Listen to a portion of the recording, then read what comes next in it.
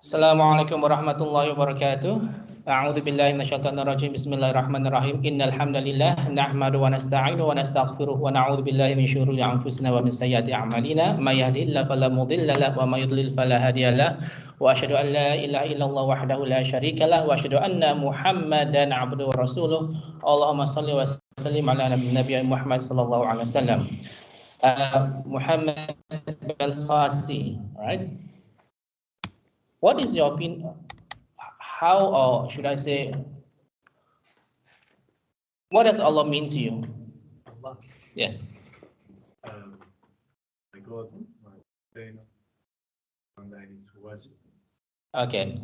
So if you were to meet Allah, what is this place called? When we meet Allah on the day of judgment, you'll be called Muhammad Balfasi bin Salam bin Abdullah. You be called like that. You know, right? Yes, where is Fulan bin Fulan bin Fulan, right? You be called like that, right? And Allah will reveal to you what the things that you have done in this world. What would you say to Allah? Say, have mercy on me. Yeah. That is the only thing you can say, isn't it true? Right? But which will happen to all of us. Yeah. Now, this is important because we do need to prepare ourselves to face Allah. Like it or not, the angel of death is waiting for us. It's either today, tomorrow, next week, next month, we do not know. Yeah. But for sure, right, we do need to prepare ourselves to face Allah. Yeah. Now, and this is when we remind ourselves that time is not on our side, right? That we know, right? For example, some of my students, the friend just went to the toilet and they just passed away in the toilet, right? You just collapse, perhaps heart attack and all this. That's it, right? So we do need to prepare ourselves to face Allah before the time comes. Yeah. Today's topic is actually at the request of, well, some people who said the last week's session wasn't enough, right? That's why we talked about the Sunnah prayers, and I will recap what we discussed last week. Yeah. Now, so first of all, let's talk about some of the common mistakes of the Sunnah prayers, right? What is the most common mistake of Sunnah prayers? That people are not doing them. Right? People are not doing the Sunnah prayers. As simple as that. Why are people not doing Sunnah prayers? Abdul Rahman? I think maybe they're not aware of it. I think they're not. Most of them is they are not aware of the benefits of the Sunnah prayers, specific Sunnah prayers, or they're just too lazy. As simple as that, right? They rather spend 1 hour on the TikTok pages, right? And then even 5 minutes of Sunnah prayers, they do not want to do it. For example, like just now, today, before the Asar prayer, what is the benefit of Sunnah prayers, Osama? Yes. Do all of us need mercy of Allah? Surely. So that's why we do need to do the Sunnah prayers, isn't it true? Right, of the Asar prayer. Yeah. So perhaps people are not doing them because they are just either too lazy or just not aware of the benefits. Yes. Maybe they're not aware of. When people say it's Sunnah, they think it's something you can do instead of like it's more like your duty to do it. It's just that, well, if you do not do, it's not a sin, right? So they belittle the Sunnah. Because we discussed before, among the Sahaba would do the Sunnah just because it's the Sunnah. But whereas we would not do the Sunnah just because it's Sunnah. It's the opposite. Yeah. And also, what are the other benefits of Sunnah we discussed last week? How?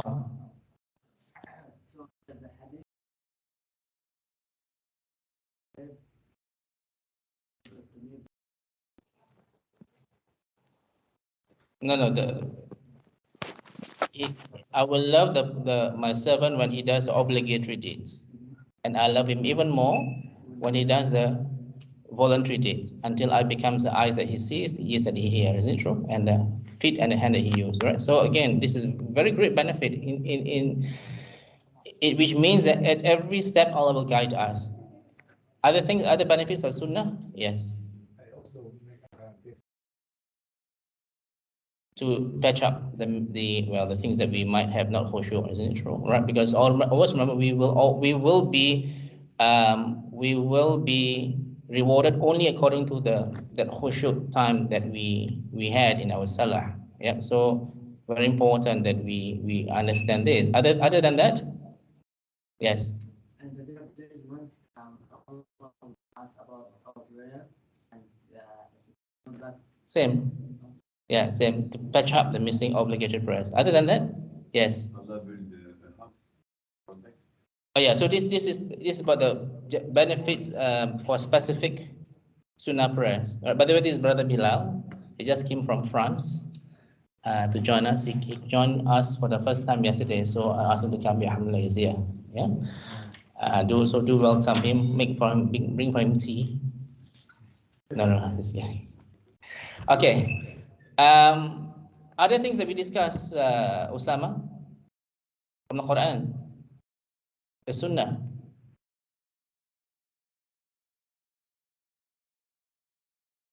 I know, but what is the huge reward?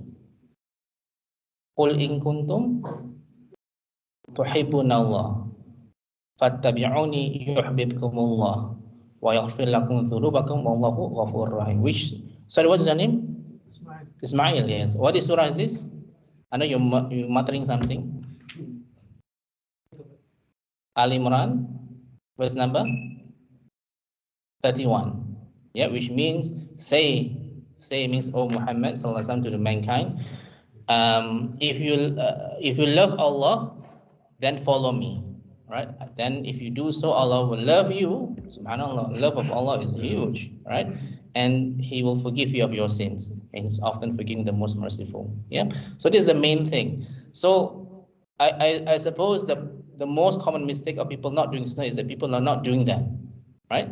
The second one, and I've seen it many times, the most common mistakes of sunnah, people are rushing to do the sunnah prayers, as if you're differentiating between the sunnah and the farad prayer. Do you agree? People are rushing. When you're rushing the prayers, perhaps the sunnah may not be even accepted, isn't it true? Right, especially when your bones are not fixed in certain position. Which hadith are we talking about? Dri'an. Which hadith? Yes. Bukhari? No, yeah, but what is the story? What is hadith? Yes. when the Prophet was with a man who came to pray, then he came to the Prophet and he said, go out there against God. Yes. Yes. So in the entry times, then, and then what do you say? Sallallahu Alaihi Wasallam? When you move from a position to other, your build should be relaxed. Yeah, the bones must be relaxed in each position. Yep. So this is another mistake. People rushing to the sunnah prayers for whatever reason. Yeah. Another thing that people, for me, and I've seen in my local mosque is an Asian mosque. So a lot of things that they're doing that not in the sunnah, all right, for whatever reasons.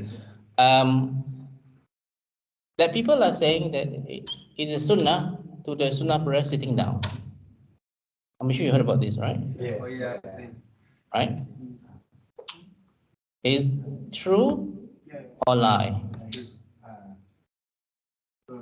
Praying while sitting down. Yes. Yes. No, it's a sunnah to pray sunnah. I'm not saying that you're allowed, right? There's a difference between allowed and sunnah. Yes. Well, it's only for Qiyam al-Layl. I think it's for you can apply it in extreme cases, if you have mobility issues. Yes. So in the book that I was reading the other week, Yes. certain times where the Prophet used to pray while sitting down. Yes. Only the sunnah prayers, not farad prayers. I know. So is it a sunnah or is it allowed? There's a difference, no? Because see, okay, why do I say a difference, right? Let's say you're traveling, right? Traveling to shorten the prayers. Is it a sunnah? From 4 to 2 for Dhuhr prayer? Is a sunnah. To combine, is it sunnah or is it allowed? It's allowed.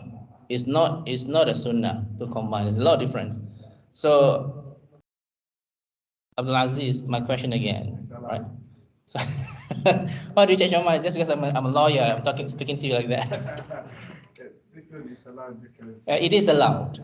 So it's not a sunnah, right? So that means, brothers, if I'm healthy, I'm doing a sunnah prayers, I am allowed to pray sitting down. But what's the but? No, that's a but. They follow the sunnah and they stand. Yeah, so but the reward is reduced 50%. So this big part, no? Because brothers on the day of judgment, can you imagine if your bad deeds is 50.0000 some bad deeds, and then you need all these extra rewards on the scale on the al-mizan, right? And then you need this, so you have reduced the rewards, right? So, but of course, if you are not able to cannot stand up, and you pray sitting down, then you get full reward. But if you're able to do it and you sit down, it is allowed, but the consequence that you will get half the reward. Sorry? that's the extreme case I was. Yeah. So and the condition of if you're sick. If you are sick, if you pray sitting down, whether it's fard or it is sunnah prayers, yeah, you get the full reward, inshallah. Full reward, yes. And if you pray, let's say you're sick and you pray, no, not sick, so if you're not able to pray sitting down, please pray inside. Yes, 50% of that. Of the sitting down. Yes. Yeah, it's fair, isn't it true? Right? So you can pray in your bed, now, if you want to. Oh, your sunnah prayers. Don't encourage him to.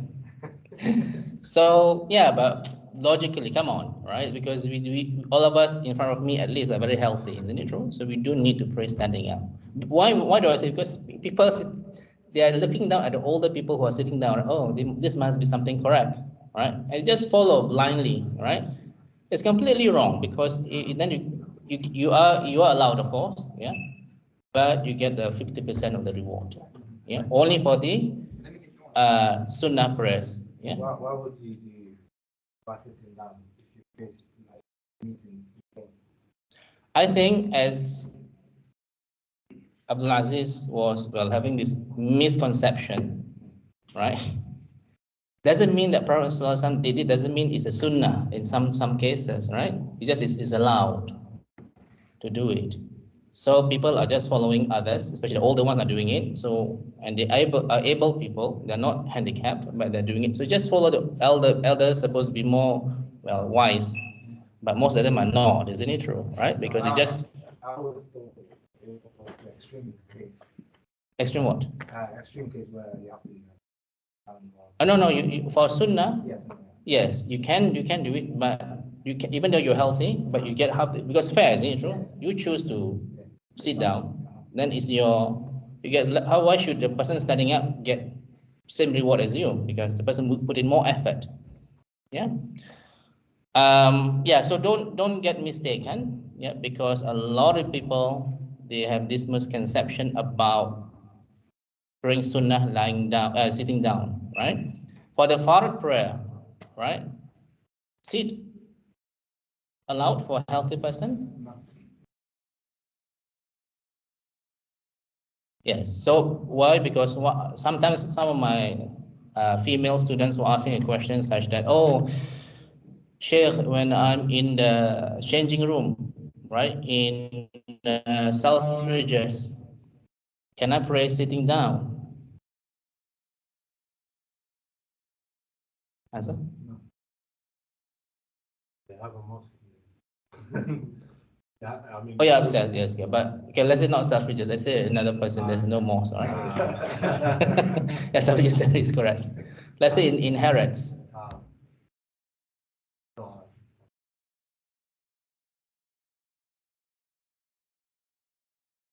can go to the corner and pray. And, Yeah, you must stand up for Farad prayers. It's the first pillar of obligatory prayers is to stand up. First pillar, right? So, again, another question, right? You are the one who drives the car, right? Busy motorway, yeah? Can you pray sitting down in the car? While driving. No. I pray a janazah prayer when you do that. Abdurrahman. Ismail. Sitting down? Sure. What's driving? No, not what's driving you. Okay, I'm in a car, right? And I just stop by the side and pray sitting down with people behind me, and I'm the imam. Did you say front and side? I'm the driver, Okay. right? So do I? People behind me, I mean the passengers. Which is, I'm sure you know it happens to many people. Isn't it true? You are, prayer is almost finished, right? Abdul Aziz? No. Sure. Yes, because you're in control of the car. Yeah, because we discussed all our intro. We discussed before a few times. When you're in the control of your vehicle, right? You are in control means that you stop way before the prayer will about to end, right? Then you just pray somewhere, right? Anywhere, the side of the road, whatever is in the field, and because you're in control of your vehicle. It's different when you're in aeroplane or when you're on a train and the journey is about 3-4 hours and all this. Even then, for me personally, we do need to plan our journey properly, isn't it true? Not according to our prayer time, of course, right? If you have an option, even it's a bit more expensive, why should you pray, take a journey from here to, for example, from here to train to Edinburgh when it's Maghrib time, right? You might as well, I mean, so for me personally, I mean, salah is our oxygen, our air, right? We do need to plan our everything properly so that we're able to do our salah in the best of manners, inshallah. Yeah. So yeah, so don't look at others just because they're doing it is correct. Yeah. Another thing that when you are traveling, right? Do you do your sunnah prayers? Only Fajr and Witr, right? That you do in your sunnah prayers. Yeah. The rest you don't do it, and inshallah you get rewarded. If let's say in London you have always continued doing your sunnah, you get rewarded, even though overseas or in other cities you're not doing your sunnah prayers. Yeah.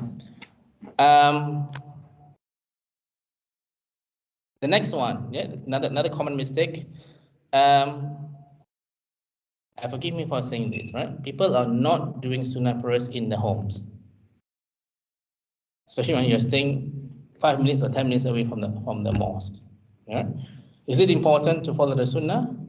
Yeah, so do a sunnah prayer. So if Fajr, can you imagine my mosque prayer Fajr is 4:30?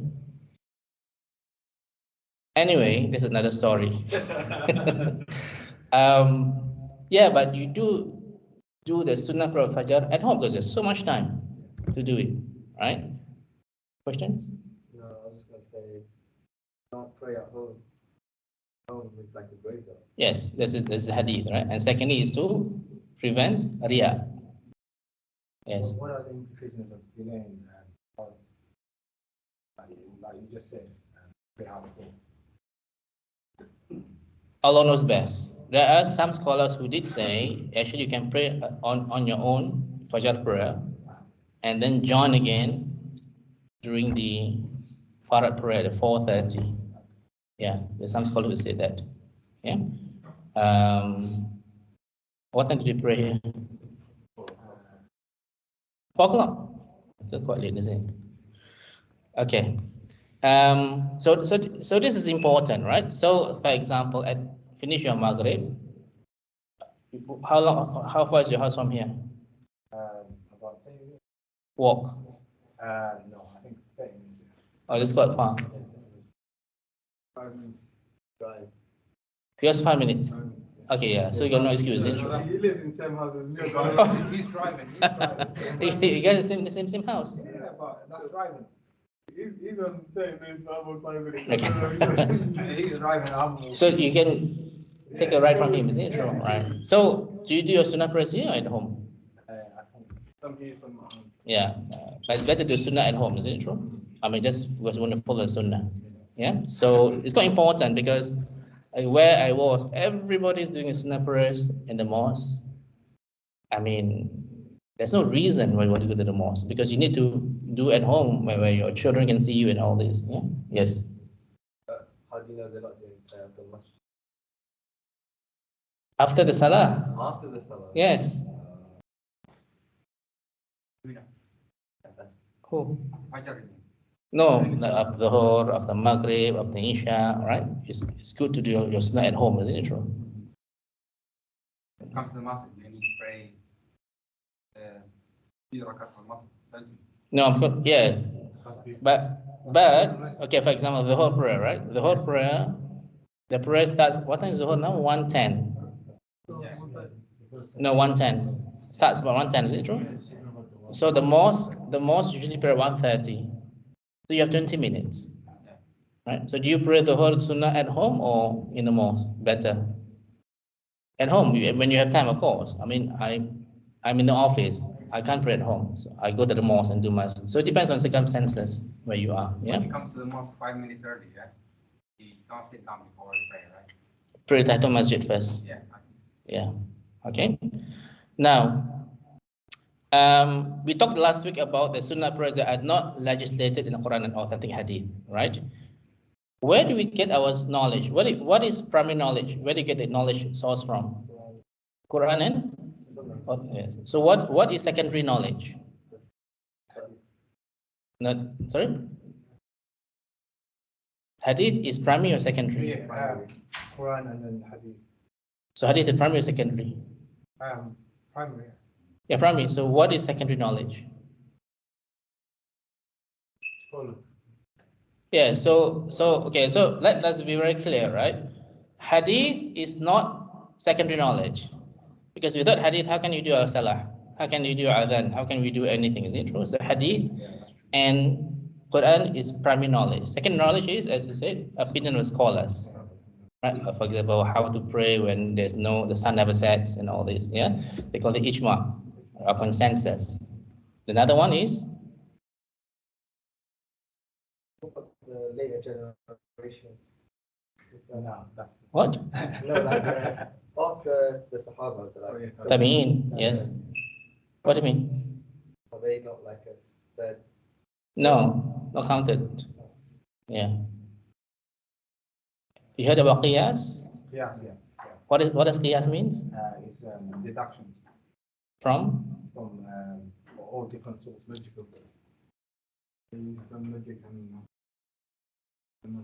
logic, I think purely logic based. They use some. No, qiyas is one when you have a ruling in those days, right? And nothing that present now had in those days. So for example, right, we discussed before, when the women, right, what did they do to make themselves more beautiful? the teeth. Yeah, they used to file the teeth, right? The central incisors, yeah, right? They file the teeth so that the space become bigger. Is it true, Sama? It's your culture, right? Are they doing it now? Do they do it now? No, it's different. Now they put it together, isn't it true? Right?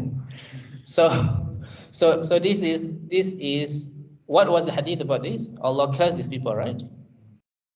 Those who do the tattoo, those who do the eyebrow pluck, and those who file the teeth. The triple so there is that ruling, right? What is today? What are people doing today that is similar to that? They're filing the teeth and braces, right? That has completely no medical problem. So that means if I have problems with my mouth, the jaw cannot be together because the teeth are crooked and all this, then it's different because medically it affects my joints and all this. Yeah, but just to make it nice, and I just put the teeth together and all this, and it had no problems medically, then that is equivalent to that. So this is called qiyas. Yes. So what's the name? Mahmud. Muhammad. Again, Muhammad what? Okay. If you break it without purpose, it's not allowed. Is equivalent to this, isn't it true? So, That's what qiyas is all about. So has to be for a purpose. It has to be because of medical reasons, because I couldn't brush my teeth and teeth so crooked that a lot of decay is there. Then there is medical reasons. But it's just to move here and there and all this, which people are doing in many parts of America, right? Because they just want to make it straight, and that is part of same, right? Yes, has nothing to do with having problems of the joints and all this, but just to do with aesthetic. It's just like facial surgery, isn't it true? Right? And this is a qiyas. This is what qiyas means. Yeah. Now, I was gonna say, when you have braces, if it's there to fix something, you can still then make it like good, right? Like, sorry, you know, you are braces, right? I wore braces, yeah. You wore braces. Yeah, but because my teeth were mashed up. Yeah. So you got excuse, yes. Then is it then still okay? They're gonna make it perfect, like make it look perfect. Yeah, they would. Well, you pay some all this money, might as well you look nice, isn't it true? Yeah, because when you look nice, not just look nice, but it makes it easy. I was a dentist. I don't even know this, right? You know, I was a dentist, right? So when you have a straight teeth, it's easy for you to clean and do floss and all this. Yeah. And also, I think it's because you're playing with the creation of Allah. Yes, you're changing Allah's creations, right? So it's exactly like the plastic surgery, the one that you just want to do it because you want to be like, what's the name? All these reality shows, I think Kardashians in. some people also get what they call cheek. Yeah, all this, and nose and all this. Yeah. Okay. Now, so we have in any acts of worship, we must base our acts of worship only on the primary, secondary source, correct? Not in any other source. So what did I say last week about people who do this thing called salat tasbih, right? Which is very complicated salah, which I myself don't know what to do, and it is in one of the people are doing this. Salah hajat in my culture, you want to have intention to do something, it is called salah hajat, to know what it is about, right? Has no basis. We discussed last week about the salah on Friday, right? After the first adhan, everybody will stand up. I would say about at least 80% will stand up, is it true? To do the salah or after the first adhan. Yeah. So do you agree that Abdul Aziz, there's no hadith in this? Right? Then we shouldn't do it because adhan Jum'ah is Jum'ah. This is not Dhuhr. Yeah. So we need to differentiate them. Yeah. Another things is annoying. So is if you've been to Umrah before, people are doing salah when they do the intention or when you change into ihram, they do a sunnah prayer. There's no hadith regarding that. Right? So people are doing this without any reason. Yes. Is there sunnah salah for a traveler? For traveling you pray too, right? No. Usually, My mom tells me to do it. yeah. So wouldn't that come under istihara? No, this is traveling. Traveling. You sit so far away, right? So you cannot hear what he said. You were just listening just now. What about No, sorry. Let me continue. Right. So that is why people before they go to travel for Umrah, they will do this also. The two sunnah provisions. There's no any hadith at all. So yeah, tell your mom no. What would your mom say if you say no?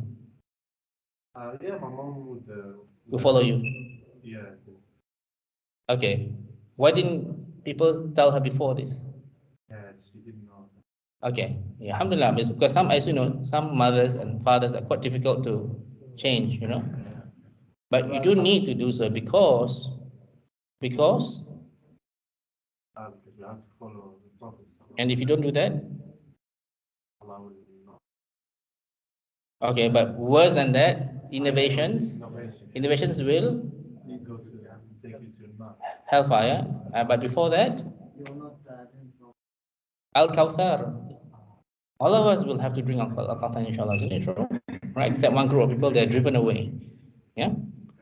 Okay, because there's no tea, in what do you call it, on the Day of Judgment. Yeah, only Al-Kawthar for 50,000 years, subhanAllah. Yeah, so we do need to understand the consequences of innovations. Abdurrahman, what's the question? Yeah, for Friday prayers, some people pray 4 rak'at, so just to compensate. I don't know. Before, after? Before. Okay. I And? think after the first adhan, you pray 4 rak'ah. Yeah. Is there any ruling on that? Oh, you were not here last week, isn't it true?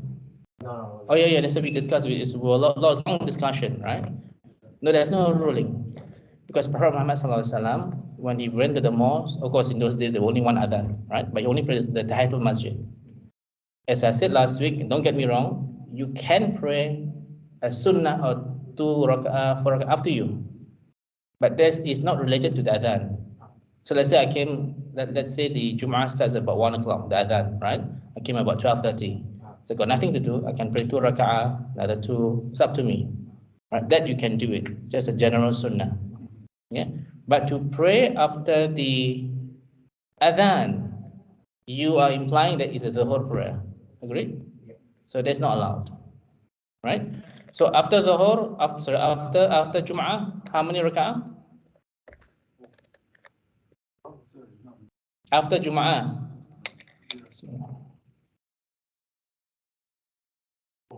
We discussed last week, didn't we? Yes, we discussed, it's the hadith, right? Authentic, inshallah. If you're praying at home, it is 2. If you're praying, because I have to go to office, right? Or I go to the gym sometimes, right? So I don't know. So I would usually pray in the mosque after the Jum'ah. So I will pray 4. So 2 and 2. Okay. You pray in a hall, you just go home and pray the 2. If you pray Jummah in a hall, not a mosque. Yeah, you shouldn't pray in the hall, isn't it? We discussed last week. We did discuss, but let's say you do, you don't pray the 4 then, do you? Because it's not 4 in a mosque. The hall, so you go home and pray the 2. I think it's similar. With mosque or hall, you pray 4. Yeah. Sorry. If you're in the masjid, you can pray 4. No, you can, but it's a sunnah to pray 4 in the mosque. Don't ask me why. It's just a hadith. Yeah, don't ask me why. It's just a hadith. I'm just telling you, right? And the hadith is quite clear, right? When you pray at home, it's 2, in the mosque 4, and they just follow. Yeah. Yes. And that's the only sunnah regarding Jummah. Sunnah salah regarding Jummah. For salah, yes. Right? And don't forget, when the imam is sitting down, what do? Make dua. I'm very annoyed, and sometimes they're very fast. I'll just making dua, just say Rabbana, they stand up.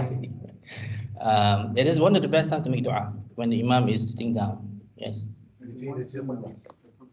So salah. That he was going to do at the same time the following year, but he died before he done that.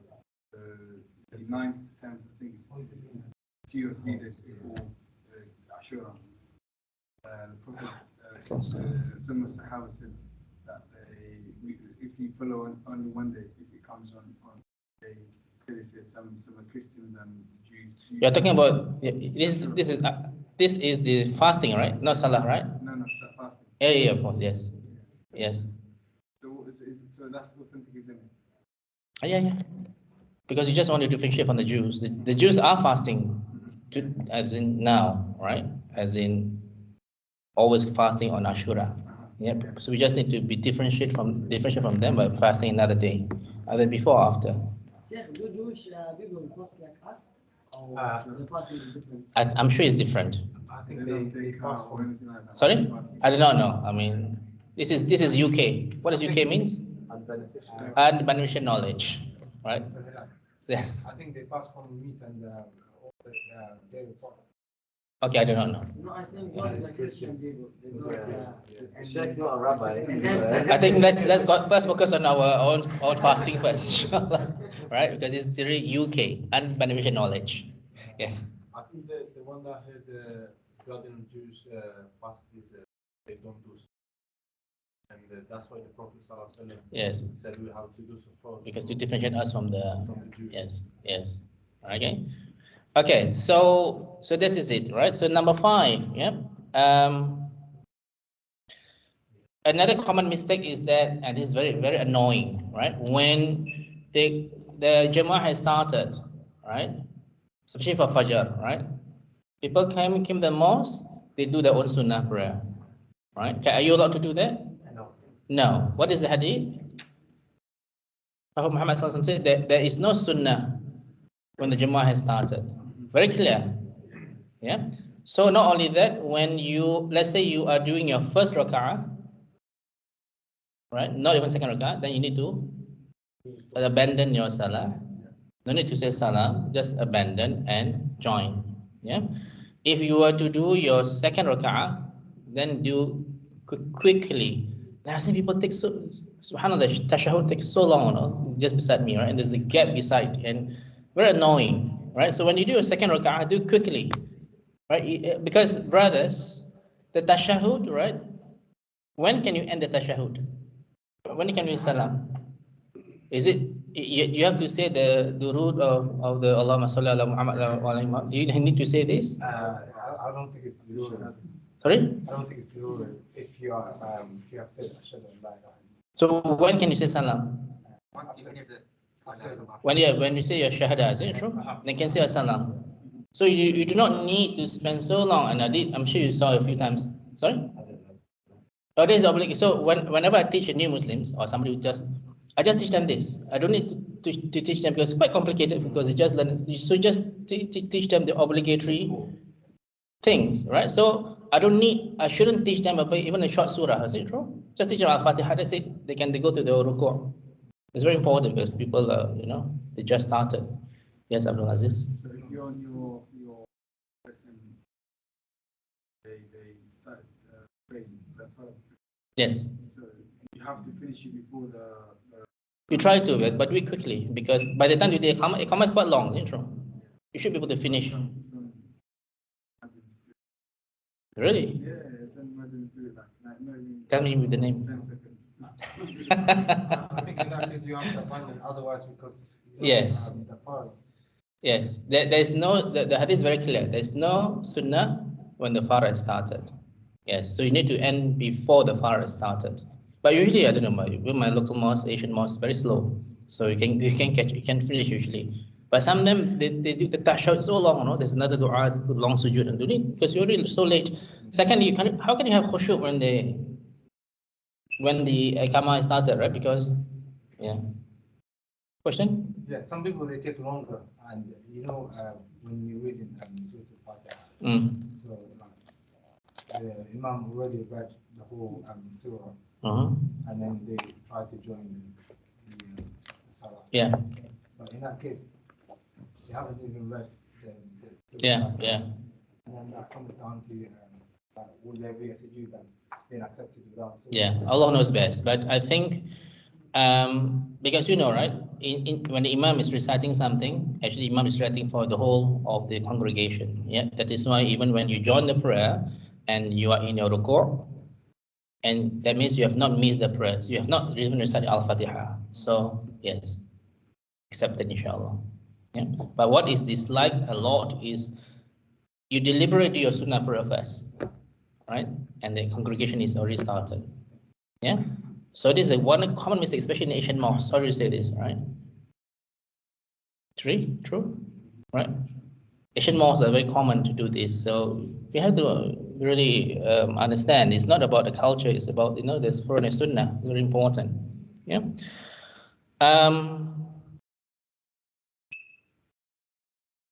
Yeah. So another common mistake is that people are not aware of the Sunnah prayers. The Sunnah of the Sunnah. What do I mean by this? So before your tahajjud, what is the Sunnah?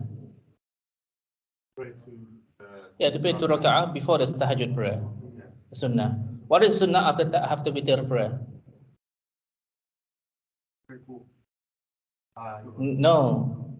You need to say something. But when you say after your qunut, you say salam. What do you say? Qudus, then 3 times, and the last one you drag out and loudly. Yeah. This is Sunnah of the Sunnah. Right? And this is important because we want to follow the Sunnah. All right. So we do need to know all this. Yeah, inshallah. Yeah.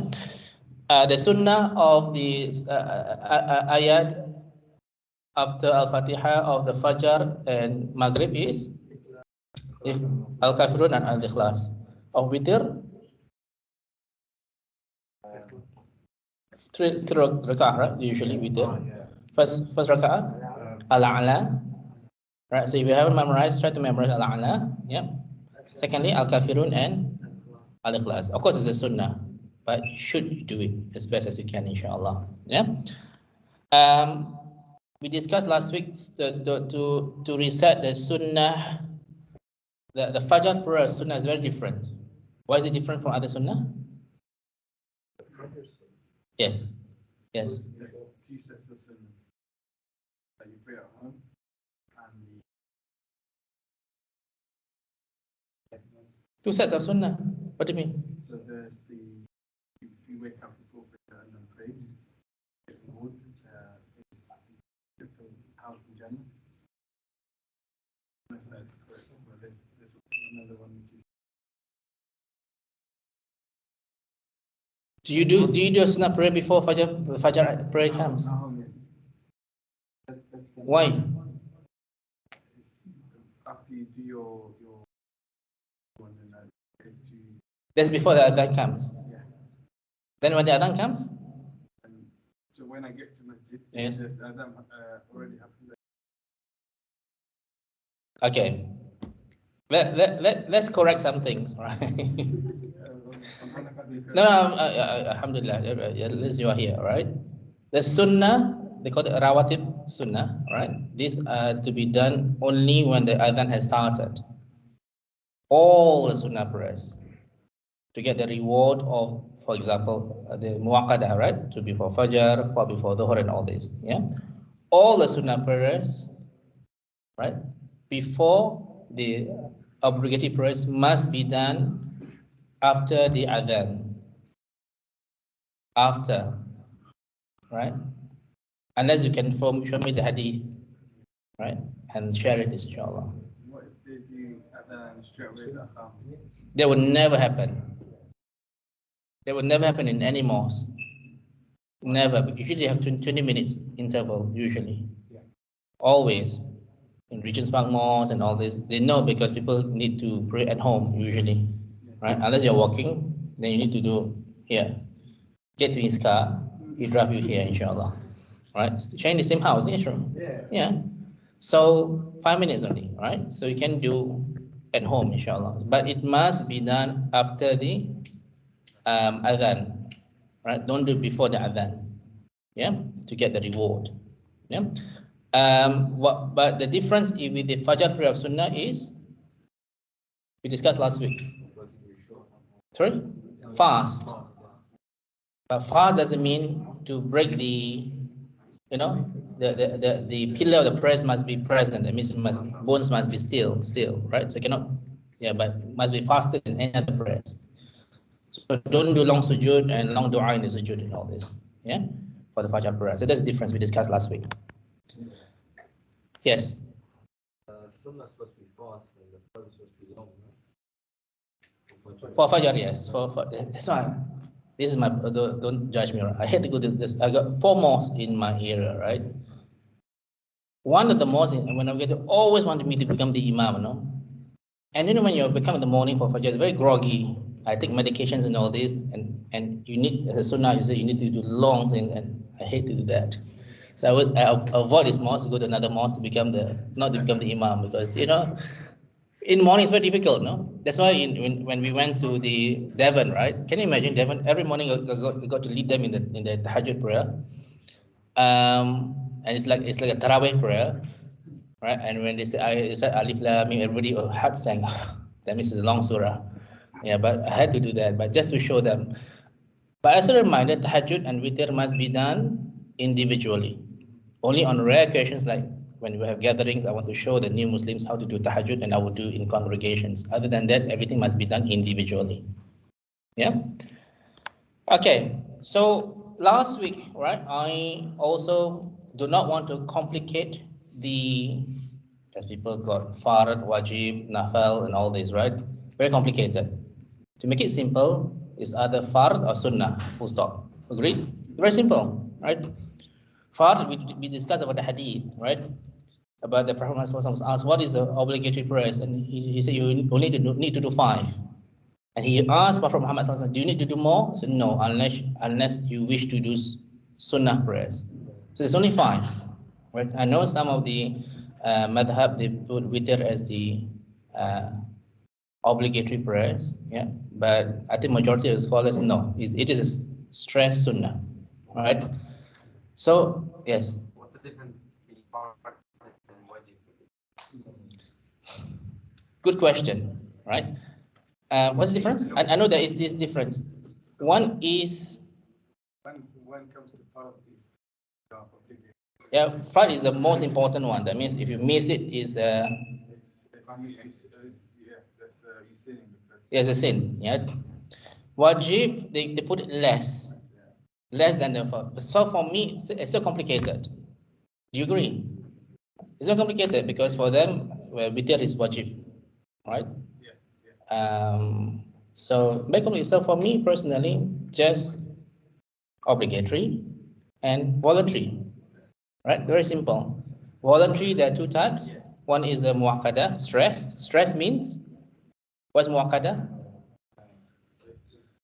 Prophet Muhammad has seldom, not never, seldom leave it. Yeah, and there's a lot of reward, right, of doing that. Yeah. So, for example, the 12 Sunnah prayers, you do this 12, you get a house in Jannah. Every day you do 12, you get another house. Yeah. The witr prayer, yeah, or the what do you call it, Tahiyatul Masjid. Right? All this is Sunnah Mu'akkadah. The Ghayra Mu'akkadah is less important. For example, the 4 rak'ah we did just before Asar, right? The 2 before Maghrib, all this less important. If you don't do it, it's fine, right? But in fact, all the Sunnah prayers, if you don't do it, are you sinning? No, as straightforward as that. So let's don't make complicated. There's Nafil, Sunnah, and all this, right? So it is big complicated. So just make it simple, inshallah. Yeah. So quickly, last week we went through the muakkada, which was the 12 that you do after that you get a house when you do this 12 is 2 before Fajr, 4 before Dhuhr, 2 after Dhuhr, 2 after Maghrib, 2 after Isha, right? So this is one. So a lot of people are confused. So then where is the Sunnah before Asar? Where is the Sunnah before Maghrib? What is another hadith? There's always a Sunnah prayers in between Adhan and Iqamah. There's another hadith, right? So we can do what before anything 2 or 4 before Asar, 2 before Maghrib, 2 before Isha because of this hadith. Right?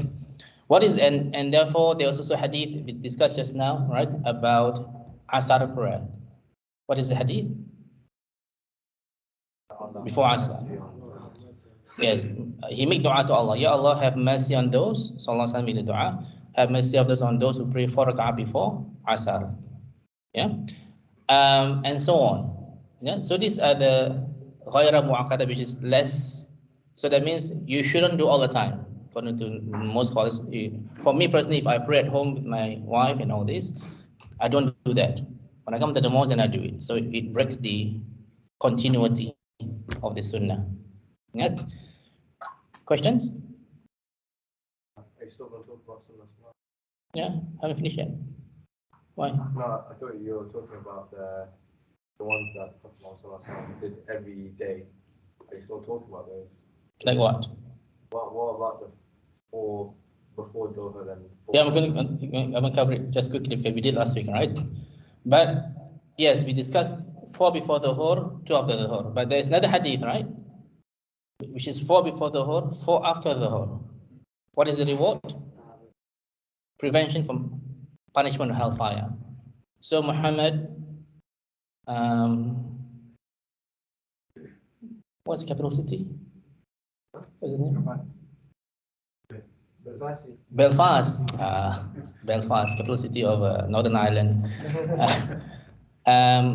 So would you spend another 2 minutes, 2 or 3 minutes doing another sunnah after, that means instead of doing 2 for after dhuhr, you want to do 4 after dhuhr, based on this hadith? Yes. Yes, of course. So all I'm trying to say, brothers, yeah, just spend another 2-3 minutes, subhanAllah, you get so much different reward, isn't it true? Not only you will get, inshallah, 12 for one house, you also get in Jannah, you also get the reward of prevention of punishment in hellfire. Yeah? Questions? So when it comes to the prayer, We're gonna talk about it later. I know it's very complicated. Different, you know, there are about 10 different ways. Yes. About the four rakats before after, if you come when the prayer has started and you do the four rakats after the asr. No. Try not to, yes, because that is not a stress sunnah. Right? This is but for the dhuhr, yes, you can, because there's a stress sunnah, muakkada. You can do, but not too often, right? So that means, for example, sometimes I'm working and I went to the mosque, Azan has started, the salah has started, and then I will do 4 before the dhuhr which I missed, and 4 after the dhuhr after the salah. Can you after salah? Yes, you can do it, but I said not too often, not every time. Might be quite one of the rare things that you do, inshallah. Okay, so same thing as we discussed last week, the 2 before Fajr, if you missed it, for example, you wake up late, right? The sun has already risen, right? Should you do the Sunnah first or the Farad first? Sunnah first. Farad first, then the Sunnah after that. Yeah, these are exceptional cases when you wake up late. Yeah, and we discussed before, right? Many scholars agreed. If this, I know that when the sun is rising is the forbidden times. Yep. But a lot of scholars, I'm talking about legitimate scholars, right? Not your local imams, right?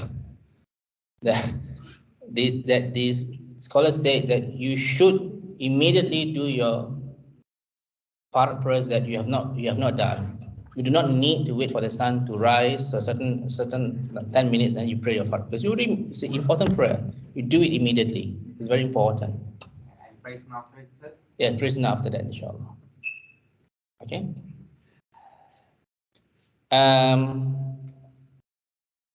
Other questions? Okay, let's discuss about what we have not done last week. 2 sunnah after wudu. Right? What is the hadith based on? Yes. See the footsteps of Bilal. Not see. How can you see the footsteps of Bilal? Hear the footsteps of yes. Bilal in Jannah. Yes. Well, was it Jannah or the heavens? Well, it was a prediction. Prediction of the future. Is it true? Yes. Was it Bilal or I think it was someone else, wasn't it? Bilal. Bilal. Yes. Yes. And then did he ask what you do, or he? No. So he asked Jibril first. Who's that? Because that is a prediction of the future. Somebody would be admitted in Jannah. Do not know whose footsteps. There's only one footsteps, not anybody else.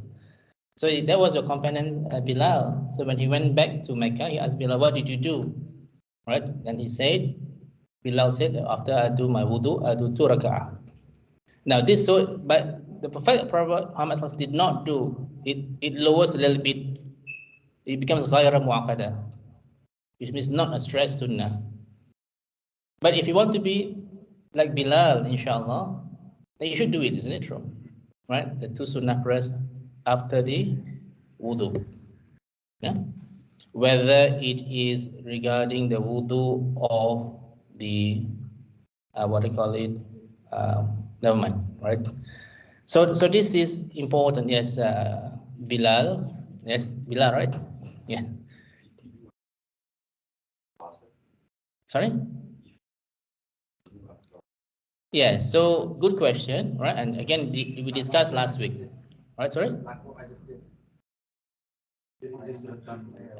Did you do wudu? Did you do sunnah also? Okay. Now we discussed before that there are three times that the prayers are forbidden, right? At the time of sunrise, after Asar, before Maghrib, and at the midday, right? Is it Zawal? What's the name? Zawal, is it true? Right? When the sun is on top. Yeah. But these forbidden times are for Sunnah prayers that has no reason to do it.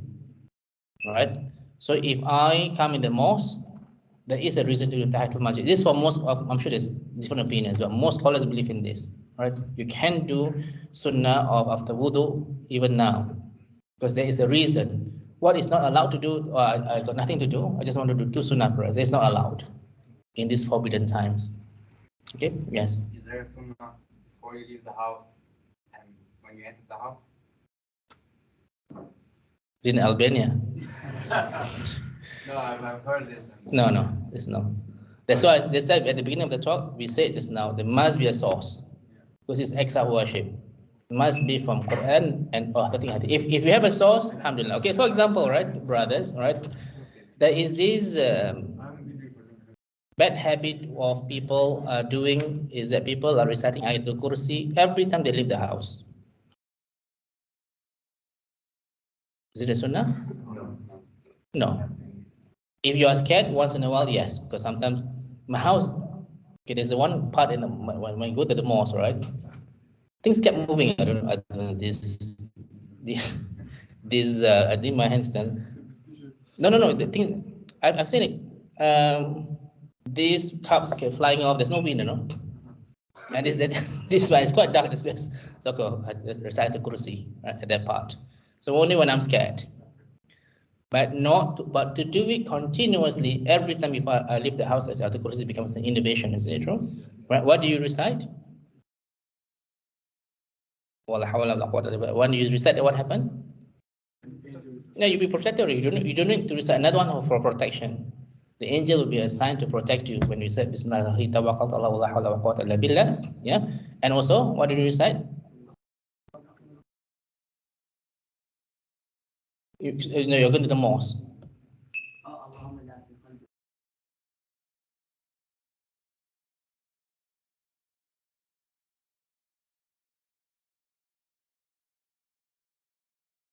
No, it's so short. Another one. There's more things. Okay, and also Alhamdulillah is Arabic. He knows everything, right? For us, it's like, you know, there's a sequence. You miss this, right? You forgot everything, all right? And you need to read fast for us most of the time. Yeah. So yes, the dua of going to the mosque, alhamdulillah. Right? So it's a sunnah to do this. Is good for Allah provide us life. So this is sunnah to rak'ah after wudu, which you should do, right? Because it's a sunnah. Yeah. How about salah? Okay, tawbah. Right. What is salah tawbah? Yes. But people make mistakes. Right? What is the mistake people do? Is they do it for the sins of everything, which is wrong. Salat tawbah, for example, I didn't do this, right? For example, if somebody did a zina, right? And then wants to ask Allah for forgiveness. I didn't do this. Just example, right? No, it's quite big, right? Some people are doing this, right? So I do tawbah for this zina, right? So it doesn't cover everything. So this is people mistake. People think that tawbah is for everything. No, right? This is for the specific things that you do, whether you cheat, you lie, whatever it is, right? This is salah tawbah for specific single sin. At any time, we know from another hadith, when we do a sin, what happened? The angels would wait for 6 hours. But of course, you don't wait, okay, 6 o'clock, right? I did my sin, right? Wait until 11:30, then I do the tawbah, right? Because we are taking Mickey by Allah's mercy. Yeah? Yes. Is there anything special to the salah? Sorry? Is there anything special to the salah? No, the salat tawbah, it is just 2 raka'ah. That's about it. Intention to do salat tawbah for that sin. That's about it, right? Sorry? No, that's 2 raka'ah, right? However, right, I must say Even without the salah tawbah, salah tawbah is not a condition that your sins are forgiven. Agreed? Do you agree? So you do not need to do salah tawbah as a condition of your sins forgiven. Because we discussed there are three things that we need to do for sins to be forgiven by Allah. The first one, intention. You do it because of Allah, not because of your mother, your father, and all this. All right. Secondly, that you regret what you did, and only Allah knows what's in your heart. You can pretend to be regretful, you can cry, but Allah knows what's in your heart. You don't regret it. Right. Thirdly, you intend not to do again. Only these are the three things. And fourthly, of course, if you had the sin against others, you ask for forgiveness of the other party. Yeah? So salat tawbah is not one of the conditions that your tawbah is accepted by Allah, but you can do it as a sunnah to do it for that specific sin. Because sometimes we are humans, right? We forgot the sins that we did many times ago, many years ago, and many months ago. Yeah? So this salat tawbah. Any questions? Yes. So can you do that? I know you said the 6 hours, but can you do that? Let's say you did a sin a while ago, and you just want to pray just about tawbah for it. Or is it best just to do it for the 6 hours? Usually you don't do it usually, right? Because it's quite immediate that you feel regretful. We are humans, I have to say, right? We forget about the sins that we did last time, right? We just need to do sincere repentance, tawbatan nasuha. Yeah? I mean, if you have done something wrong, then you don't wait. Yeah, you know what I mean, right? You know that sin is the sin that you do. Sometimes you feel it, right? That Allah is so far away from you. Yeah. Okay, questions? Yes. Kissing the Hajar Aswad, does that forgive all of sins or? Kissing Hajar Aswad is a sunnah, right? Let me check about the hadith, but I heard something about most of your sins are forgiven, but killing someone. for kissing Hajar Aswad. Yeah. So Okay, let me find out for you, inshallah. Right? I'm like this. If I'm not sure, I will not say it. Right? I'll find out and I'll post in the group, inshallah. Yes. Isn't it there was the hadith where Umar said, if I didn't see the Prophet kissing you, Yes. I wouldn't kiss you. Yes. So it's just a sunnah. Isn't that mean it's just a sunnah? The sunnah. But I think I've read something, Brother Muhammad, regarding that. But I'll confirm it. But without going to detail, I just briefly went to read. I read something like that. But I found inshallah. Okay. Okay. You're asking about Salah Eid, right? Reluctantly, I have to say, right? Again, depends on the madhab of you have, right? In general, right? And both there are about a few different types. I read about 10 different types of Eid, right? But the acceptable ones, first of all, is it a wajib, obligatory, or sunnah muakkadah? Eid prayer.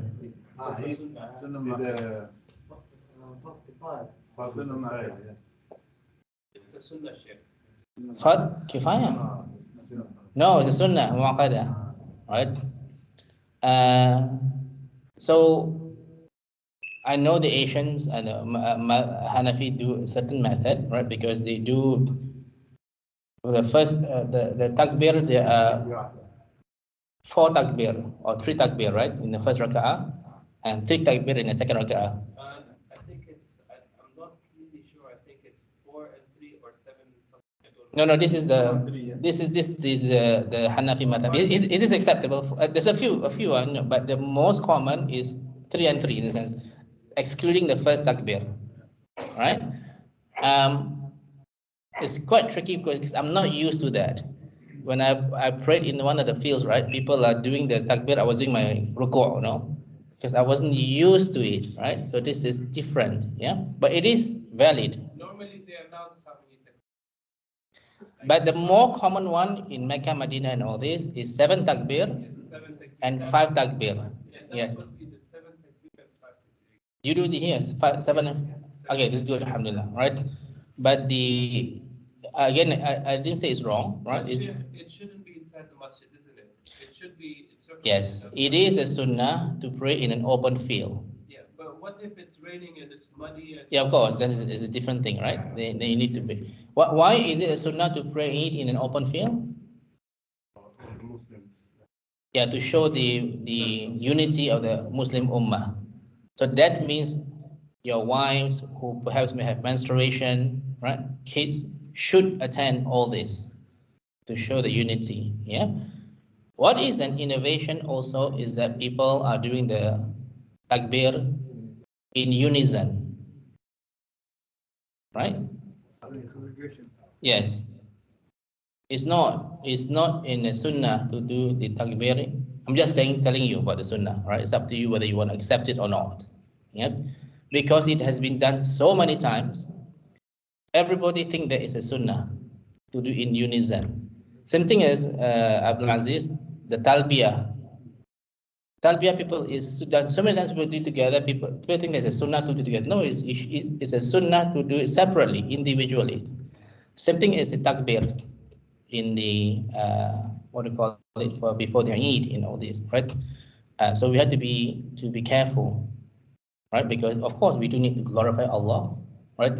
So for example, the takbir that we do at the what do you call it at the what do you call we discussed before takbir at the 10 days of Zulhijjah. Oh Yeah. Al Muqayyad. Muqayyad is after the salah, right? You need to do it individually, right? Not together. Yeah, you do it in congregation, but do it individually, not combined together. I'm just telling you about the sunnah, right? So the fact that we do need to differentiate between a common practice and the sunnah.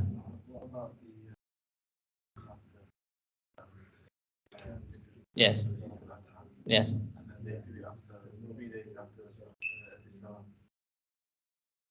Yeah, so the same thing. This is the muqayyad. Muqayyad, right? You do it after, yes, it's a sunnah, but you do it, the takbir, individually. After, together as in the group, but do it not everybody in one voice. Yeah. Yes. I try so hard to do it individually. You end up joining it. Yeah. I stopped. You know what's my trick? I do it quickly. When I do quickly, I fell off the rhythm of the whole thing. Yes, I do it quickly usually because as long as I got the intention, I'm not in the Don't worry, I'll give you the Al-Kawthar, inshallah. Okay. Yeah, so I think that the most common takbir is 7 takbir and 5 of the second raka'ah. Yeah. Now the khutbah, is it obligatory or sunnah? I think it's sunnah. The khutbah is a sunnah, right? It's different from the Jum'ah.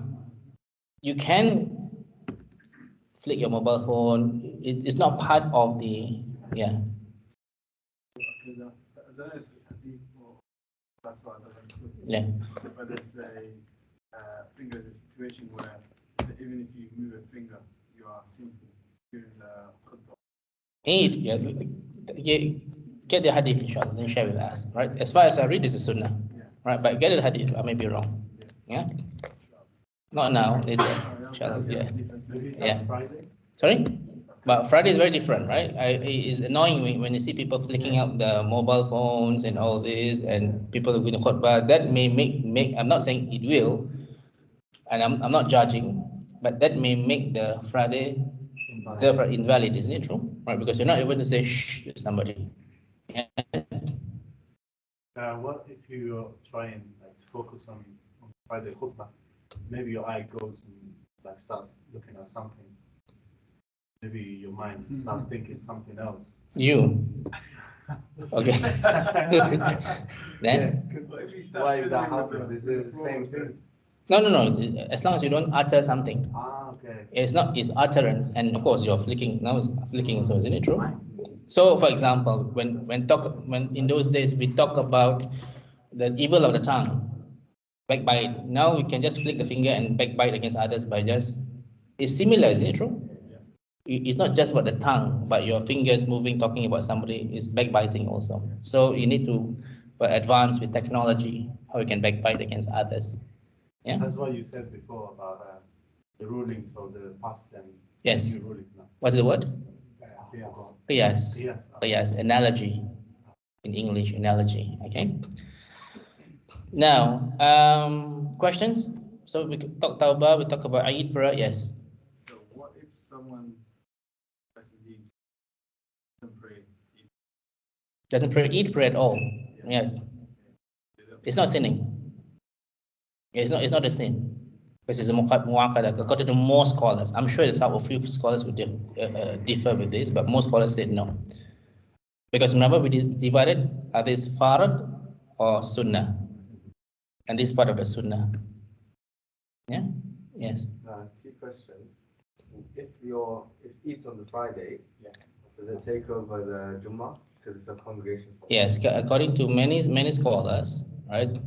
If you have done the Eid prayer in the morning, you do not need to do the Eid prayer, the Jummah prayer on that Friday, right? But of course, you go to the mosque, then all mosques would conduct a Jummah prayer, but that falls under Sunnah already.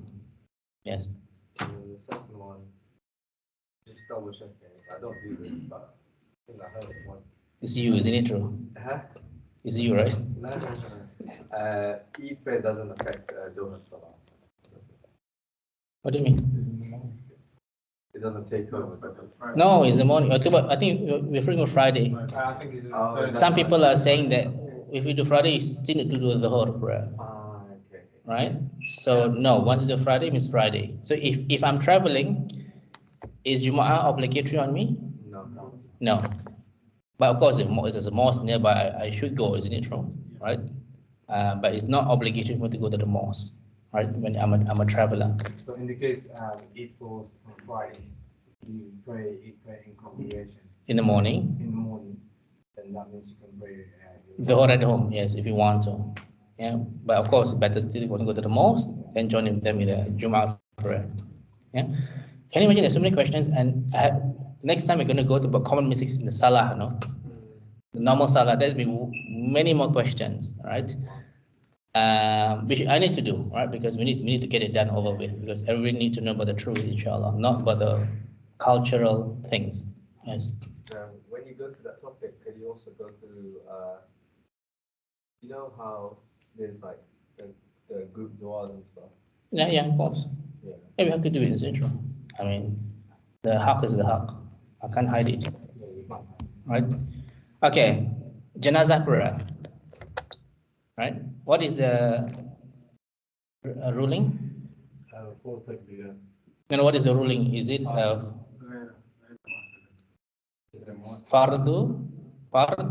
kifaya? Right?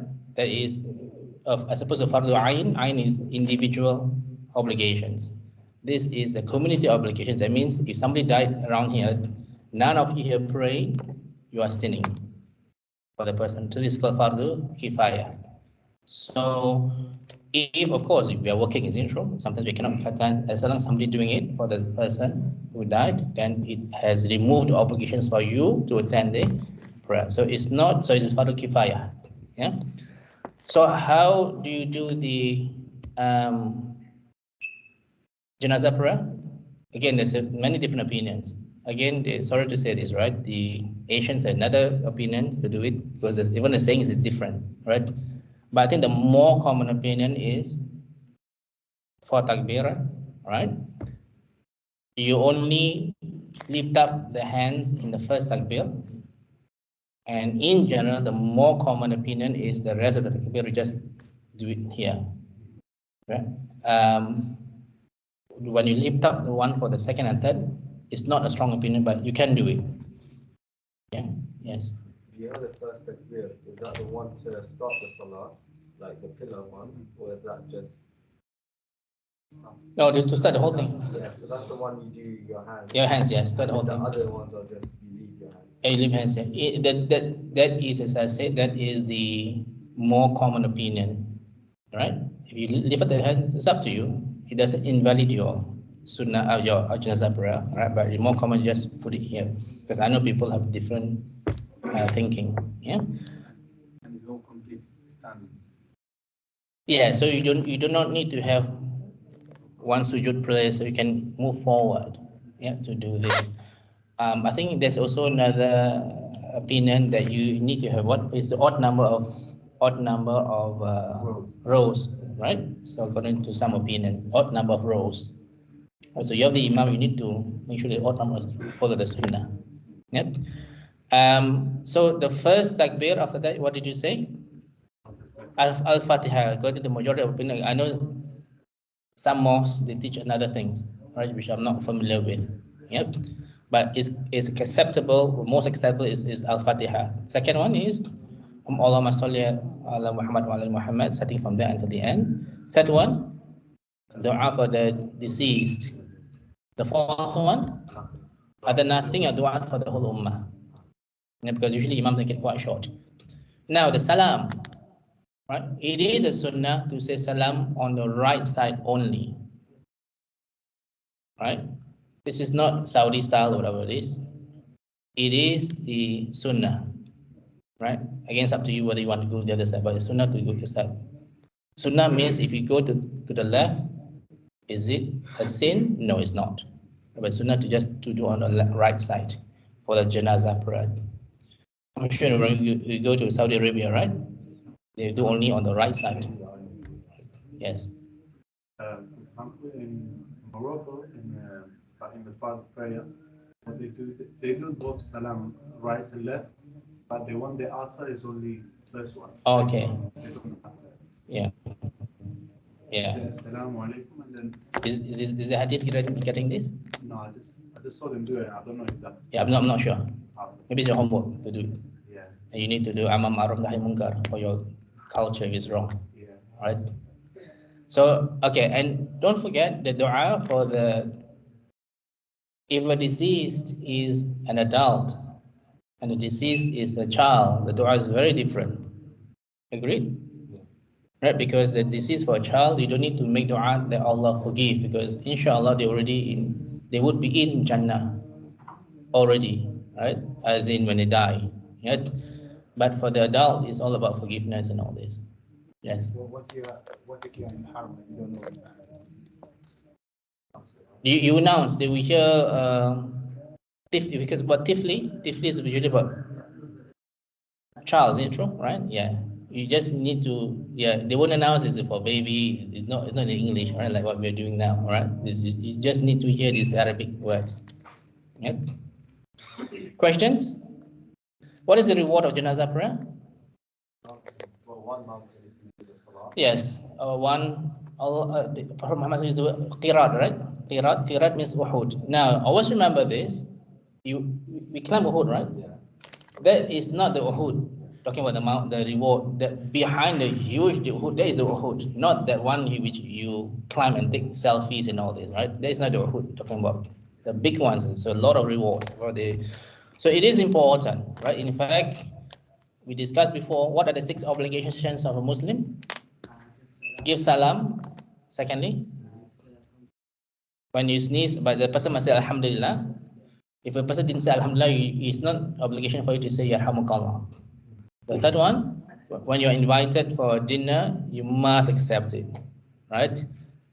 Fourthly, when someone wants advice, you need to give advice. If you cannot give advice, you do send the person to somebody else, right?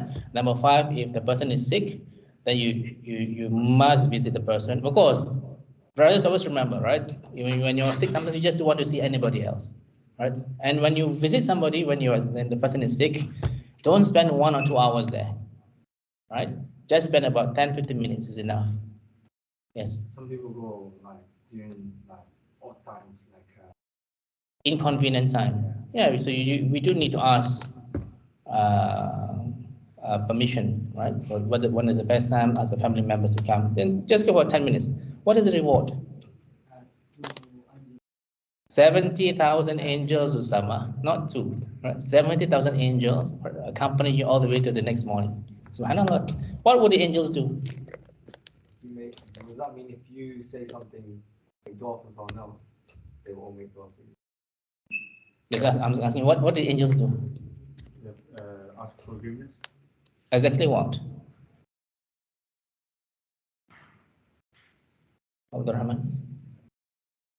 Ismail? Why I'm calling you, I just trying to remember your names. Ismail? Bilal?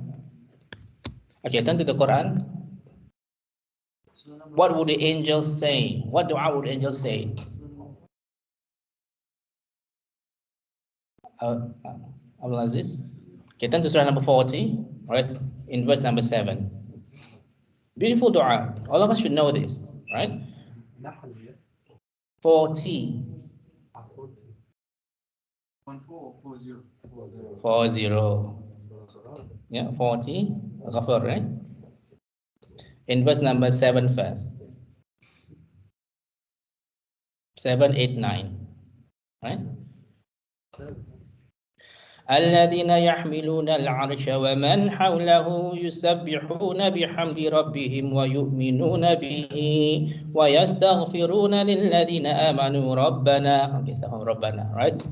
ربنا وسعت كل شيء رحمة وعلما فاغفر للذين تابوا واتبعوا سبيلك وقهم عذاب الجحيم. Let me continue first. The next one, 8. ربنا وأدخلهم جنات عدن التي وعدتهم ومن صلح من آبائهم وأزواجهم وذرياتهم إنك أنت العزيز الحكيم. Number 9.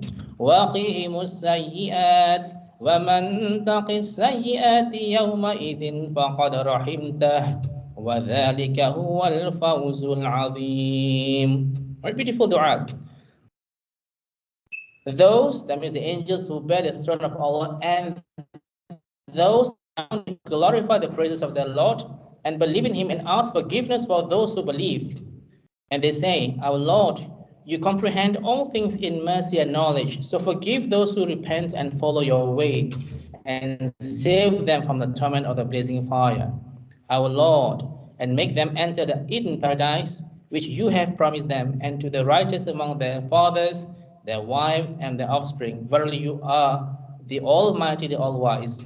And save them from the punishment of what they did, the sins, and whomsoever you save from the punishment of what they did, of the sins, that day him, verily, you have taken into mercy, and that is a supreme success. Right? Beautiful dua of the angels. Right? So they're asking also for Allah for forgiveness and all this. Yeah, the angels are there to help us, not as our enemy. Yeah, so the more angels that are making dua for us, subhanallah, right? So can you imagine 17,000 angels are making dua for us? Yeah, so do visit the sick, yeah, because it brings a lot of. And what did Allah say to the person who is sick, or who of us who do not go to visit the sick? There's a hadith, isn't it true? Yes. Said I was sick and you didn't visit me. Yes. And what did we say? We are so shocked, wasn't it? We said, Ya Allah, you are the Lord of the world. How can I visit you? And then what happened? What did Allah say? He said one of my servants, he was sick and you didn't visit him. Yes. Right. So it is important to visit. Of course, you need to ask for permissions, because sometimes, as I said, just do not want to see anybody, see the ill person. So you need to be considerate, not just obsessed about your 70,000 angels. Yeah. Yes. So when people are ill, what do you mean exactly? Because when everyone gets ill, do you mean like it could be obviously life-threatening? Anything, all kinds of illness. If I get a cold, yeah. I'm gonna call him up. So why are you not going to see him? Yeah. But sometimes when you got a cold, you just want to be left alone, isn't it true? Yeah. So everybody is different. Yeah, that's what I was gonna say. So yeah. A lot Anything. of the time when people are ill, they're like. Right. Just to make it off the track, right? Especially now when people are facing life-threatening illnesses, right? That they are in coma, right? I had one of my students who was pushed down, and he was in coma in Coventry. I can't count the number of tubes that went into his body, right? So when I went into the hospital, Everybody was crying. Nobody was beside him. I was quite angry actually. What's the use of crying? Somebody need to be beside him to do what? Remind him of La ilaha illallah. And that's very important. Right. Secondly, if the person is not in coma, for example, what must you remind him? To do the salah. Doesn't mean that you are in hospital, you don't need to do the salah. Is it true? Salah is very important. Right? Another where he's one of the prince of Malaysia, and he was my friend. He passed away in London, right? When he was visiting. Same thing when he was visiting. The first thing I said to him, do no salah. I didn't know he's going to die. And he did, he passed away. But at least, and then when I tested him, so where's the Qibla? I need to do my salah. The Qibla is behind. So he knows. So he did the salah, right? Now, when you are in that kind of state that you do not know what's the Qibla, then what do? Just pray wherever you think it is. Yeah?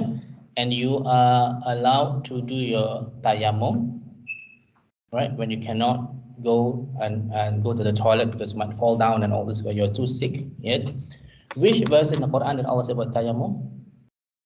Abdul Aziz. What verse in the Quran did Allah say about the tayammum and the wudhu?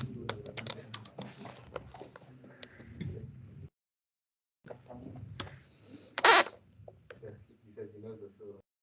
I know it's surah to be said. Okay, then I think there are about one or two surah.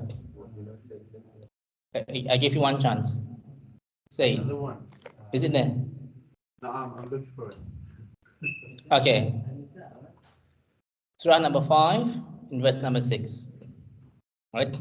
So Allah explained in the first part about wudu in general, then about tayammum. Yeah, if I'm wrong, please correct me. Is it 5, 6? Correct? Yeah, okay. So so tayammum has been mentioned, and this is quite interesting, right? Because a lot of people do not know how to do tayammum.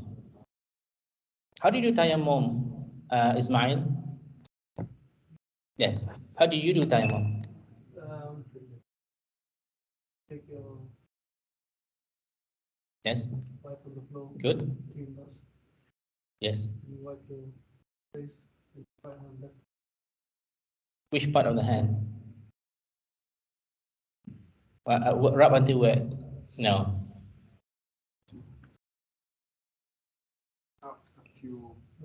No. Okay, so you're almost there, right? So first of all, of course, intention, tayammum, right? Then Bismillah, as you said, rub.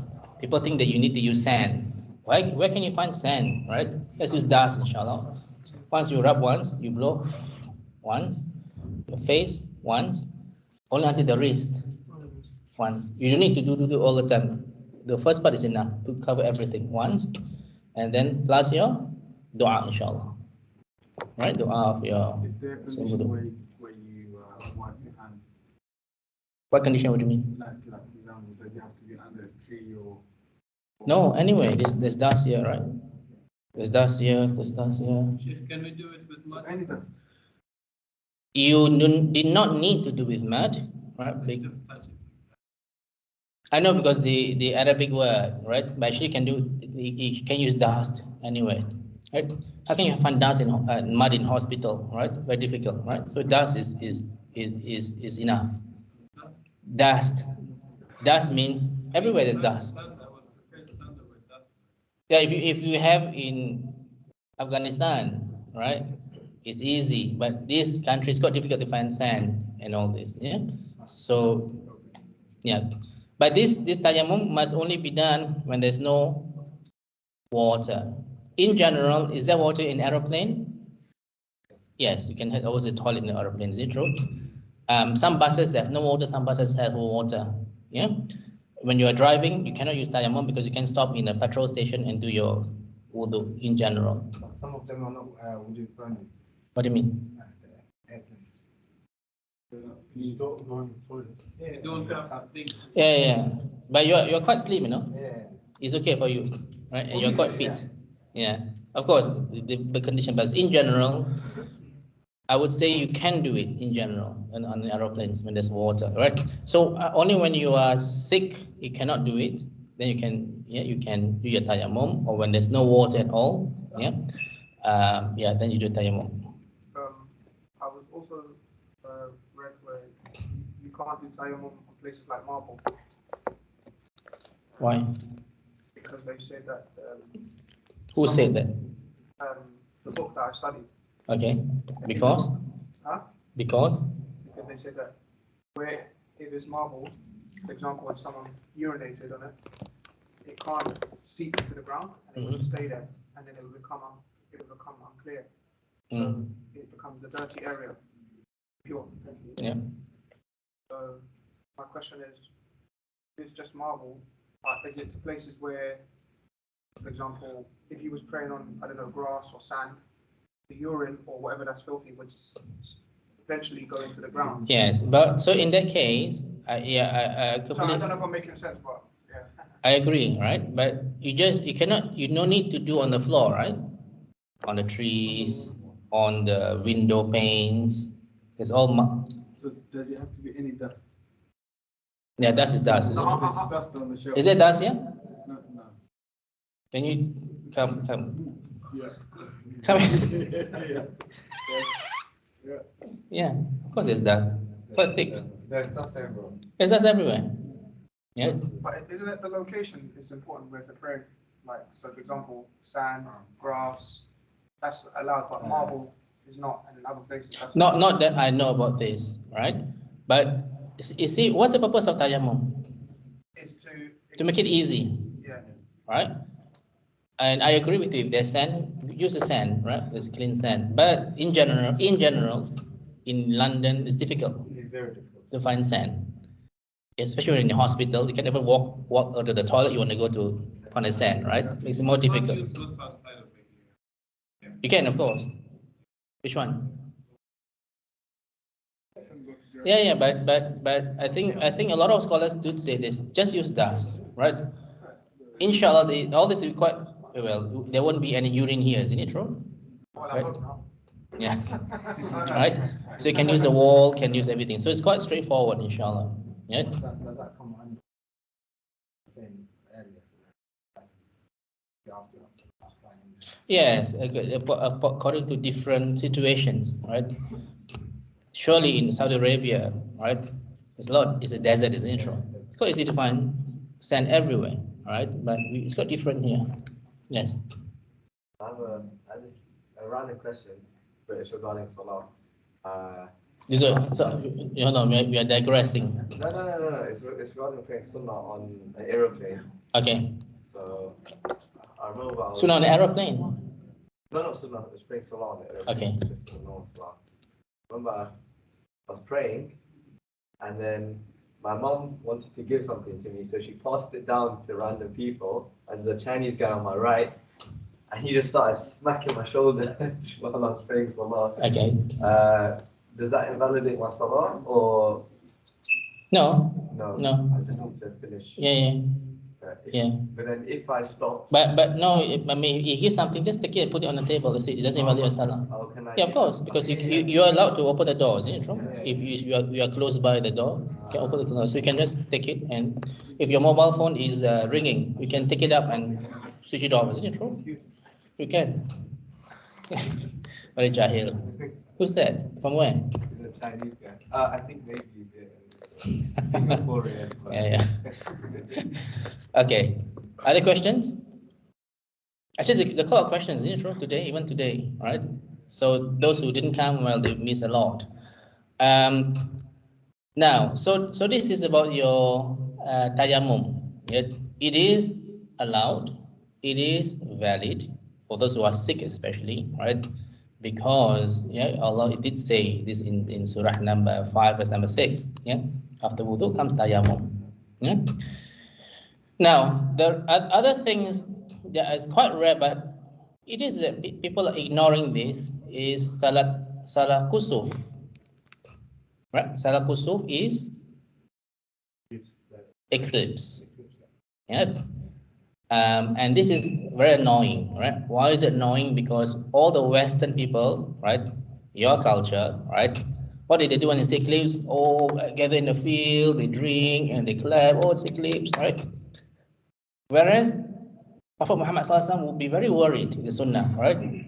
Because that might be the day of the day of the judgment is coming, right? He rushed home the Sunnah and announced to people about this Salat Kusuf, and it's very important. So the Western ways of thinking and the Muslim is very different. So please do not join the Western ideas of, some people actually, because there was a eclipse of the sun in America, people bought a special ticket to go there, witness as if with the glasses, they drink and they clap hands. Oh, it's nothing to be happy about because the signs of the day of judgment, right? Sorry? Yeah. Did you clap hands?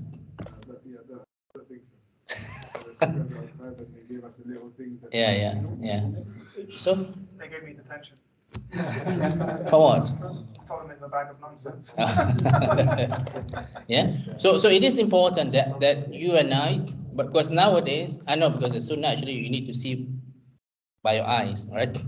But now with technology, you can also do it if you don't see it with your eyes, because let's face the fact, right? Who among us would do the whole prayer by looking at the stick? Oh, this is shadow, is this? We do at the time, isn't it true? Yeah. As simple as it is, right? So if you know that it's a sun eclipse, solar eclipse today, right? Because let's face the fact, we are busy with our work and all this, right? So do prepare for it, and you should gather a few people in this mosque and all this. I think this mosque you should organize something when you know there's an eclipse, right? Let's get a reward, right? Salat Khusuf is a bit different because two ruku' is very long salah and two ruku', yeah. And after that is the khutbah. The khutbah always remind you about the day of judgment, yeah, and the signs and all this. So it is important to remind because the sunnah is always there. It's whether you want to follow or not. Yeah. Yes. I don't know if this innovation or sunnah. Somalian?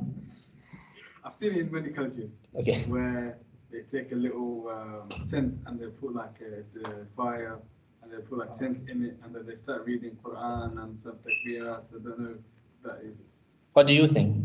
I don't know. No, I haven't seen any hadith or anything to back up. So.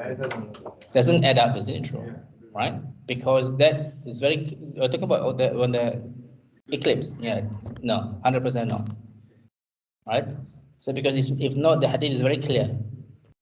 But also some people take the Quran and then go outside as well. Where's Ayman? Oh, Whenever I think about this, Ayman. No. He went to kill them. Okay. Did he? Yes. A lot of them does that. Abdullah. Okay. So yeah, no, definitely not. Yeah, surely, right? There's not an act of sunnah that we do need to follow. Yeah. So Salah Kusuf. Yeah. So I think you should, Yusuf, right? Organize something just to practice in all this. What's that? The tafsir. Kusuf. There's got a lot of things, right? Yeah. No, just. No, but it have to be the imams that show that. Yeah, no, but sometimes imam needs to be reminded, isn't it true? And then they make announcement, and people just come and you got reward, inshallah, right? Oh, inshallah. Big plans, inshallah. Yeah, inshallah. Yeah. For it to happen, there must be action. Sorry. For it to happen, there must be an action. Very so, big. there has to be plan in place. Yeah. But are you guys learning from my class? Right. So when we teach you something, inshallah, just do it, inshallah. It's very important to implement, inshallah. Yep. The last one is Salah al-Istisqa. What is al-Istisqa? Yes, it is a sunnah, right? There's no rain and you do this. It's almost the same as your Eid prayer, right? With 5 takbir and 7 and 5 takbir. Yes. This look on Google says that April 2024 will be solar eclipse. Oh, I think I'm sure before that there's a lot of more lunar eclipse. lunas, yeah. Yeah, maybe a few before, right? So when you see some, or when you detect something, just can practice it, right? At least it reminds you of the day of judgment, and it's quite important to practice this. Yeah. Okay. So this is a prayer of rain. So again, I myself have never done it before, right? Alhamdulillah, because I don't. There's no place that I've been that there's drought and all this. Alhamdulillah. So I've not. But according to the theory, I know it's like the Eid prayer. Okay. Any questions, brothers? So we did 2 sessions of. Yes. This is not related to when is my journey part 2 coming out? Oh, journey part. Your journey part 2. Yeah, like the general. Yeah, soon, inshallah. Yeah. Okay. The August we have our picnic. Remember? Because somebody interfered with my plan, right? On the 12th, I was is. I was in. No. I haven't planned it yet, but I was about the middle of August, and we do it 1 week after, inshallah, on the 19th. Subject to weather, inshallah, right? Is that Saturday? Saturday, of course, at the 3 o'clock. But we can do it straight after that. No. What do you mean? My journey. But we can do it there, of course, at the picnic. No. Bring them here, he's saying. Huh? Oh, bring him here. Okay. Because you've got them all there. So it makes life easy. I mean, it's up to you, Chef. Yusuf, you're making things very difficult now. You have to travel from Regent's Park Malls and coming here, and it's very difficult. When is it? Sorry? On the 19th, Muhammad, Belfasti, sorry, right? Belfasti, right? Regent's Park, we have a picnic. 19th of August. Yeah. Right? Not just a picnic. Abdulaziz, there's a quiz. Right. Will I get Inshallah. The quiz we have done many times. My students have never passed a quiz. I won the quiz. Remember or not? At your house. Yeah, but every group is below 50%. This time, 100%. Inshallah. Will I get some sweets? Sorry? Yeah, of course, the presents only for the winner. We divide into groups, inshallah. Okay? Where's the price? One camel. Sorry? A camel. Yeah, inshallah. The camel, how expensive was the camel? 1,000? No.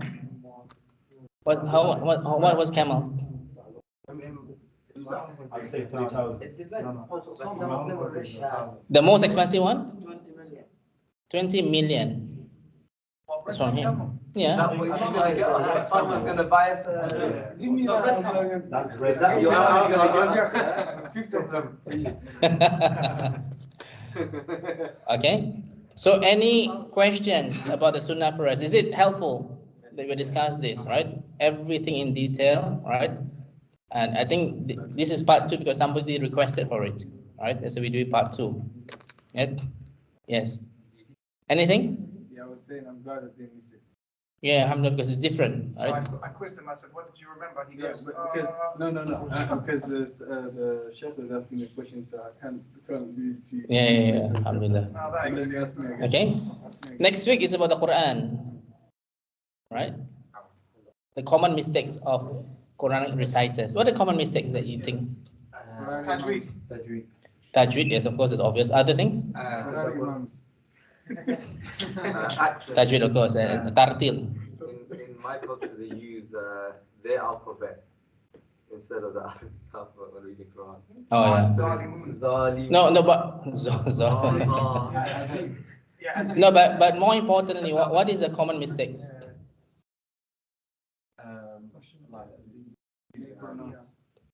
No, nobody knows the meaning. Nobody ponders about the meaning, right? What did I send you just a few hours ago in your WhatsApp? No, what did I say? No, I said something.